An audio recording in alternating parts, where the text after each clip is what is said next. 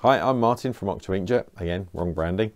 We're just going to show you quickly how you install your refillable cartridges in this XP15000. We've got two different sets of cartridges here, or two different types of refillable cartridge.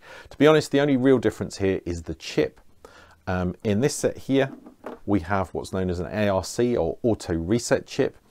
What will happen is the printer will recognize one of these as being empty when it actually hits the empty point, at which point you take out that cartridge, you refill it, and you put the cartridge back in. The chip should reset itself automatically and then read as being full. Now, key point, you cannot mark the cartridge as full by taking it out and refilling it until it reaches empty. The logic in the chip will not allow it to reset until it actually thinks it's empty. So that's an ARC or auto reset type refillable cartridge set. This set, however, uses a manual resetter to reset the ink levels on these cartridges back to full at any point that you want. The resettable type of cartridges work slightly better in my opinion because the printer will only do a single priming routine for the whole lot if you take them all out, refill them, reset them and put them back as a set, whereas this will only ever do priming routine whenever a cartridge reaches empty, and you will never get the full set go at the same time.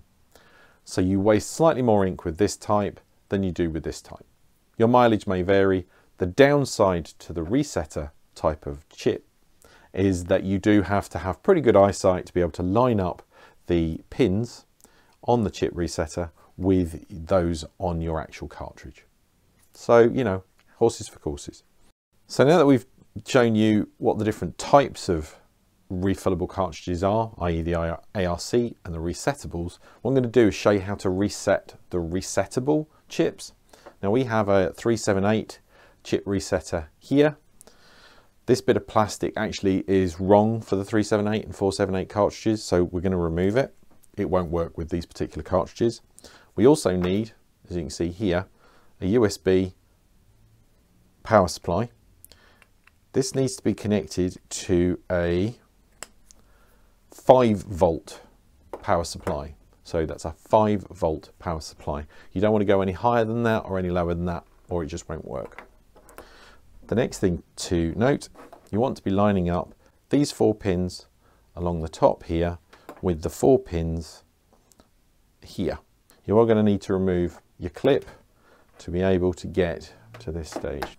So what you're doing, get your 4 pin like this onto there, press against, once it lines up, light show. Once it's done that, you can then put it into the printer. Maintenance, ink cartridge replacement. Now we're here, remove the cartridge that we're replacing, put the one in that we want. Remember, remove the vent plug and then push it home. Once we're happy with that, we can press completed. It says we're not using a genuine ink cartridge, but we're okay with that. It then gives a whole series of warnings.